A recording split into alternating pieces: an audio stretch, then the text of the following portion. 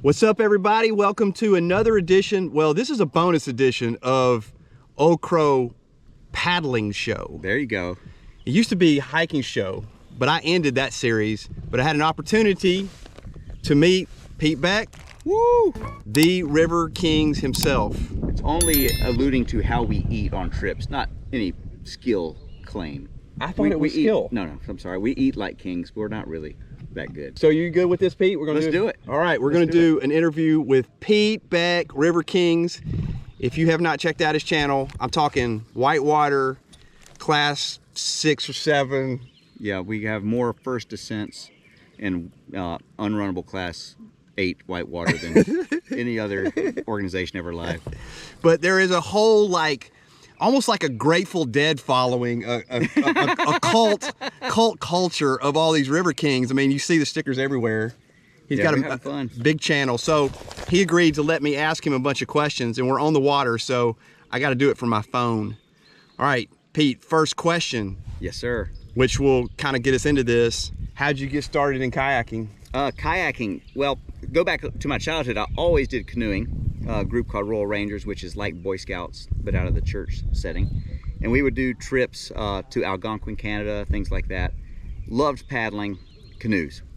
Fast forward to a lot later in life, my dad wanted to take my mom canoeing and looked for a deal on a canoe and found one with a kayak, used kayak canoe deal. He asked me if I wanted to buy the kayak part of the deal. I was like, let's do it. Fell in love with it and realized that I needed to step my game up, and within 2 weeks I had a whitewater kayak, and the rest is history. That kind of parlays into this is, how did this, like this, I don't know if you can see the boat, but I'll show down to the boat here. How did River Kings kind of come into the being, and how did it become so big like it is now? So I was an avid whitewater paddler and did that all over the Southeast. 40-foot waterfalls, class 5, all that good stuff that if you really buy into the sport, you end up doing. And then I had a son and then a daughter, and I had made this decision that, you know, you can either spend all weekend chasing rain in the mountains, or you can be a dad. And I wanted to be a dad first. And but what I did was never lost the love of kayaking. So I was saving all my brownie points and doing week-long solo kayak camping trips. Kind of it wasn't a big thing back then, and I was just doing it 250 miles to the coast kind of thing by myself. All my friends wanted to do it, so I invited them, and they all came on one trip. And then I wanted to burn them a DVD because my wife had bought me a GoPro. I had a little kind of a terrible film I made of it, but I wanted to let them see that. I could not burn it because my computer was so old. Yeah. So I uploaded it to YouTube. Yeah. I said, hey, here is the show, here's the channel. It says Pete Beck, it's just my name, raw footage, no real films. I said, y'all can just, I hate I don't have a DVD for you, but y'all can just watch this anytime you want on the YouTube channel. But on that trip, at one point, all the guys who were not kayakers were all filthy and wet. And we had just climbed a vertical bank to eat a hamburger on the side of the river in a one-building town, Rockford, North Carolina, on the Yadkin River. And while we're eating, I looked at the guys and I said, you guys look filthy. You look like gypsies, like straight up river gypsies. And my buddy Brian Hubbard, River King Brian, he said, yes, Pete, but we are eating like kings, river kings. And he took a big bite, and Greg, River King Greg, he's like, hey, that sounds pretty good. We should do it. When I upload the video, they're like, hey, you should change the name to River Kings. Like, yeah, we'll do that. And then we have a lot of friends that didn't come on the trip. And wanting to make them jealous, I jammed out a logo and put it as the logo of the channel, made a few stickers. Yeah, River Kings made some stickers, and you could only get a sticker if you're on the trip with us. And it made everyone jealous. That was the whole point. And I left the channel alone like that, and turns out people started watching it, and it just kind of has grown from there. Is this your favorite boat to be in the water on? Well, I have to break that up into two. Yeah, different. It's not a whitewater boat, it's not a touring boat, it's really a combination of the two. So it's made to do the entire Yukon River, Canada and Alaska. That's what they designed it for. That's what they designed it for, okay. So it needs to handle giant class 4, big water. It needs to be able to handle the flat water lakes. It needs to be able to be portaged easily so the rudder comes off really fast. So everything about this boat is built for rugged overlanding / touring through whatever the river gives you. I see. And so it's not the best flat water tour, it's not the best whitewater boat, but it literally is like the Land Rover of kayaks. And yeah, kayak camping, there is nothing else that really does what this does. It's an amazing boat, and it seems like everybody that gets involved in River Kings finds one. Yes, it's like now that is a cult. We call it the Yukon cult. We have a Team Yukon t-shirts, Yukon. And they're hard. They stopped making them in 04, and I used to be able to get them pretty well, but now that everyone knows the secret's out, they last 10 minutes online when they go up for sale, so it's tough to get it. What is your favorite part and least favorite part of the whole kayaking experience?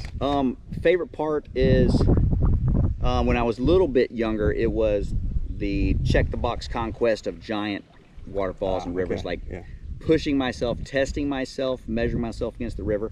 And there's still that aspect that I enjoy doing. But since my son got into whitewater, which brought me back into whitewater full time, it has been about watching him and in turn all my other friends grow into the sport. And I found that I get as much or more satisfaction into taking someone who's not very good at something, and just watching them wide-eyed and bushy-tailed and experiencing all that there is to do on the water for the first time. And I kind of can relive that through them, and I get the same, it's the same emotion watching them do something at the edge of their abilities as doing it yourself. So I like that. My least favorite, probably literally that I can't do it all the time. I said I really enjoy it. I don't know if there's something I don't enjoy about it. I get that about you, Pete. Like, you're like a little kid every time. Even you want everybody to have a good time, and you're showing them tips and things to do. And I've learned so much in just a day and a half of it. That's what it's all about. What has been your scariest time out on the water? Scariest time on the water, I've done some pretty big stuff where you are literally 1 or 2 feet from death. That if you miss your line. You miss your line. But if you scale that back a little bit to a creek I run a lot, because it's pretty close to home, Wilson Creek, I ran it at plus 16 back in the day when I was a little newer. And I came around the corner at 10-foot falls. Normally you try to go, you have to push to the right because you'll go too far left. But on that day, I needed to have been driving, like fighting like the third monkey on the ramp to Noah's Ark, and it's starting to rain, to get left. I didn't know that. The third monkey on Noah's Ark. And I was way behind the curve getting left over, and there was this giant rock that used to be there, it's gone now. And the water was shooting up off that rock, probably 10, 12 feet in the air. And I was heading right for it, and I didn't know, I thought I was gonna die. That's the first time I thought I'm gonna die here. And so I had to do something, so I leaned into it and rode that fountain up in the air, that whole 12 feet, straight up like a cartoon fountain, and started to tip over at the top. And what you don't want to land upside down ever, but I'm landing from 12 feet onto whatever is there, I don't know. Hope it's not a rock. Yeah, it wasn't. I landed in the fluff and then got a beat down in the hole for about 20, 30 seconds and managed to come out. I was paddling with a pro paddler, and he was like, "Did you just go right through there?" I was like, "Yeah." He's like, how did that work out? I was like, I do not recommend it. So that was the scaredest I've ever been. So do you have any other hobbies or anything that you do other than kayaking? Yeah, pretty much all things outdoors. Hiking, orienteering, hunted. I used to hunt more. Now I have the issue where you have to choose what you're going to do with your time. Yeah. And I'm in the moment right now with the kayaking. So. Do you, if you're into any of these things, do you have a favorite book, movie, and TV show? Book, I used to like Louis L'Amour books, but I mean the right answer is the Bible. That's my favorite book. Okay. But, as far as like books, I used to like Louis L'Amour style. Yeah, that was fun. TV show, I don't know. There's this guy River Kings. He's got some great stuff. He's got some good stuff. Yeah. Pretty good show. And you're gonna laugh at me, and I'll throw this out there because I'm just an open book for this. My wife has got me suckered into watching 90 Day Fiancé. And oh no! If you want to feel better about yourself, sit down with your wife or significant other and watch the drama unfold, and you will just realize you pretty much got your life together. It's like watching NASCAR for the wrecks. I guess. That's pretty much exactly what it is. If you would give some advice to people who want to get into this kind of kayaking, or even whitewater, but either one of the styles, what would you tell them? I would say that there's a delicate balance between having just an attitude like, I'm going to take this on, and then staying within your limits. And that's hard for a new one to find, because the dangers, some things that look scary and dangerous really aren't. They're just new to you. And a lot of the dangers that are going to kill you are unseen by someone who doesn't know what they're looking for. So I would say start out slow, find a group or a mentor or someone who can kind of get you into that. Basically, you gotta just chase it. Get out there. You'll find people that want to take you and teach you. And you know, YouTube's a great place to learn about all kinds of stuff. And then just get after it. Get out there. I had 2 more questions. Sure. What is your favorite river to kayak? I know that's a hard question. That is hard. There are so many rivers, so many different kinds of rivers. The answer I normally give to people is the one I'm on right now. That's a good one. That's a good answer. This is the Ocmulgee. We're out here. This is where I am right now. It's beautiful. Let's make the most of it. Yeah. If I had to go to river to paddle a lot, it's just been the Wilson, because I'm out there with my son. He's into class 4 now, 14 years old. Wow. And it's close to home, and it's just a high fun factor, low danger factor river, and it's gorgeous. Okay. So there's a link right up here to that trip I just did. I'm gonna put it right there. Right up there. It might be over here. No, it's over here. It's over here. Yeah. Last question. Yes, sir. And this is added just for you. If you could paddle with anybody, celebrity not, dead or alive, who would it be? My son. Your son. Hands down, be my son. Okay. That he got in, he told me one day driving, I never pushed it on him for whitewater. We did touring, and he's been sitting in my lap, whitewater. But to do whitewater, you need to want to be there. And it's an aggressive sport. It's not this is a pastime, this, you know, recreational kayaking or touring. It's an activity, but when you go whitewater, it's full on, it's a sport. And there are dangers. If you don't want to be there, you're gonna put yourself in danger. He came to me one day and said, Dad, he looked at a river that was just bouncing and alive. He said, something about that, Dad, I just need to have a part of that. And I was like, that's what I'm talking about. Oh yeah. He said, I want to be a whitewater boater. I was like, we can try. He goes, no, I want to like do the big stuff. I said, all right, you can show me to roll. And he got in the pool, learned to roll in about 2 hours, and never looked back. And to have an ability to do something you love with your son, because he wants to do it too, is I am fully aware that is rare. Very special. Yep. And as a father, you know, whatever his interest is, my belief is that you need to get out and plow the way for his success the best you can.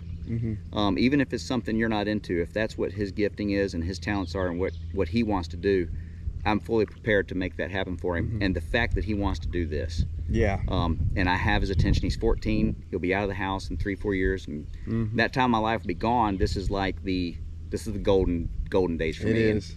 And every time we get on the water, and he's the opposite personality from me. He's introverted, he's quiet. I thought you were introverted. I'm very introverted. Yeah. No. And so we are a good complement for each other, and there is a bond on the water a lot, unlike any other person I've paddled with, where my trajectory of paddling is kind of, if we face it, it's kind of going to come down if it's not already.